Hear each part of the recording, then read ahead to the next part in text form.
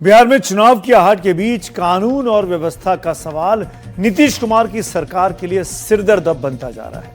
RJD और कांग्रेस के तीखे आरोप तो स्वाभाविक है, लेकिन नीतीश कुमार और एनडीए की सरकार पर सबसे बड़ा बम तो चिराग पासवान ने आज फोड़ा।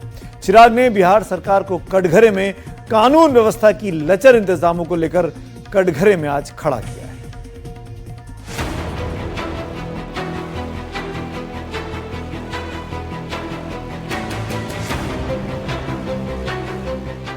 ये सही है, इस वक्त पटना की सारी सड़कें सरेआम गोलियों से भून दिए गए व्यापारी गोपाल खेमका के घर की तरफ जाती हैं। लेकिन इसके आगे ये सवाल है, ऐसा क्यों हुआ, ऐसा होता क्यों है, और ऐसे खून खराबे को रोकने वाली कानून व्यवस्था कहां है? तो कानून व्यवस्था के लिए आप देखिए तो घड़ी घड़ी सिर्फ पटना ही नहीं बल्कि बिहार के तमाम हिस्सों में खून खराबा हो रहा है। सिवान में 2 जातियों में खूनी जंग हुई, जिसमें एक जाति के 3 लोग मारे गए, एक जिंदगी और मौत के बीच झूल रहा है। तो इन तमाम हिंसक घटनाओं के बीच सवाल नीतीश कुमार के सुशासन का है। राहुल गांधी ने इस सुशासन को क्राइम कैपिटल का नाम दिया है और तेजस्वी यादव बता रहे हैं कि ये है असली जंगल राज। And this is too much. जंगल राज की बात करने वाले आज कहाँ है? क्या सुनवाई हो रही है, क्या कार्रवाई हो रही है, क्या एक्शन लिया गया है? हम इसीलिए है हमेशा बुलेटिन जारी करते हैं, बिहार में ऐसा कोई दिन नहीं गोलियां न चल रही हो।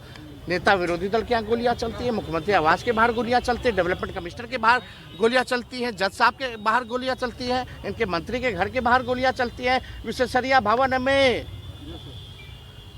के सामने रोड पे पीछे पीछे एडीजी लॉ एंड ऑर्डर और आगे आगे अपराधी गोली मारता हुआ जाता है। आज तक कोई भी अपराधी पकड़ा गया? मेरे घर के बाहर 4 गोलियां चली। क्या हुआ? क्या एक्शन लिया गया? किस पे जिम्मेदारियां तय की गई? आप समझ सकते हैं स्थिति बिहार की भयावह है। पूर्णिया वाले पप्पू यादव भी पटना में ताल ठोक रहे हैं। अब बिहार चलाना इस सरकार के बस की बात नहीं। 100 मीटर पर थाना है, 100 मीटर पर एसपी की कोठी है, 50 मीटर पर डीएम की कोठी है। उसके बाद 6-6, 4-4 गोली अपराधी मार देता है। सर हम तो कह रहे हैं कि अपराधी और माफिया दलाल और शराब माफिया और जमीन माफिया, सर जो सरकार जो पुलिस 4 किलोमीटर मैरीन ड्राइव को सुरक्षित नहीं रख सकता, वो सर बिहार को सुरक्षित कैसे रखेगा? चाहे राहुल गांधी हो या तेजस्वी या पप्पू यादव, ये घोषित रूप से बिहार सरकार की नीतियों के विरोधी हैं, विपक्ष के नेता हैं। इसलिए नीतीश सरकार और इसमें शामिल पार्टियों के नेता इनके आरोपों को हवा में उड़ाने की कोशिश कर सकते हैं, लेकिन नीतीश कुमार की सुशासन की धज्जियां सहयोगी ही उड़ा रहे हैं। चिराग पासवान ने अपनी ही सरकार को कटघरे में खड़ा कर दिया है। चिंता का विषय है जिस तरीके से बिहार में अपराध बढ़ा है, लॉ एंड ऑर्डर जिस तरीके से ध्वस्त हुआ है, और मैं सिर्फ एक व्यापारी की हत्या को लेकर ही नहीं बोल रहा हूँ, ये तो चिंता का विषय ही है, क्योंकि एक ऐसी जगह पर ये घटना घटी है खुलेआम, जो पटना का एक पॉश इलाका है, 100 मीटर की दूरी पर वहाँ पे थाना है, अधिकारियों के घर है वहाँ पर। अगर यहाँ पे ऐसी घटना घट रही है तो सोचिए गांव देहात में क्या हो रहा होगा। अगर बिहार में एक भी हत्या होती है तो सरकार और प्रशासन के लिए ये चिंता का विषय होना चाहिए।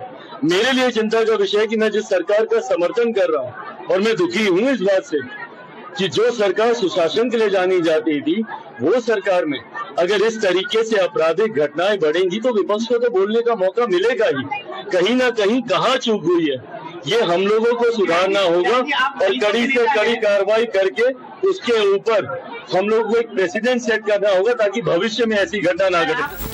वैसे तो हिंसा की घटनाएं बिहार के अलग अलग हिस्सों में हो रही हैं, लेकिन पटना में व्यापारी खेमका की हत्या ने सरकार की बोलती बंद कर दी है। सरकार कुछ कह भी रही है तो कार्रवाई करने की बात, लेकिन इस सवाल का जवाब नहीं कि कानून व्यवस्था पटरी पर कब लौटेगी। माननीय मुख्यमंत्री जी ने एसआईटी गठन किया है और स्पष्ट निर्देश दिया है, कहीं भी छुपा अपराधी हो उसके खिलाफ कार्रवाई होगी, उसको बख्शे नहीं जाएंगे। और बिहार पुलिस पूर्ण रूप से पूरी तरह आम व्यवसायियों की सुरक्षा करेगा और ये पूरी तरह सुनिश्चित भी करेगा कि आगे के दिनों में इस तरह की कोई घटना नहीं हो और इस घटना को पूरी तरह तह तक जाने का काम सरकार है। इस बीच मुख्यमंत्री नीतीश कुमार ने आला अधिकारियों के साथ बैठक की। बैठक तो हो गई, लेकिन क्या इससे जंगल राज के लग रहे आरोप धुल जाएंगे? दरअसल जंगल राज का आरोप लालू यादव और राबड़ी देवी की सरकारों के दौर में लगा था, लेकिन इसका खामियाजा भी उन्हें भुगतना पड़ा। 2005 में आरजेडी सत्ता से बाहर हुई तो आई नहीं, 2 बार आई भी तो नीतीश कुमार के साथ जूनियर पार्टनर के रूप में। लेकिन 20 साल से राज चला रहे नीतीश कुमार पर उसी तरह खराब कानून व्यवस्था की तलवार लटकी हुई है। अपने पहले कार्यकाल में नीतीश कुमार ने जिस सुशासन बाबू की छवि बनाई थी, वो छवि अब बिहार में खून खराबे की घटनाओं से टकराकर दागदार हो चुकी है। पटना से प्रभाकर कुमार के साथ एनडीटीवी इंडिया की रिपोर्ट।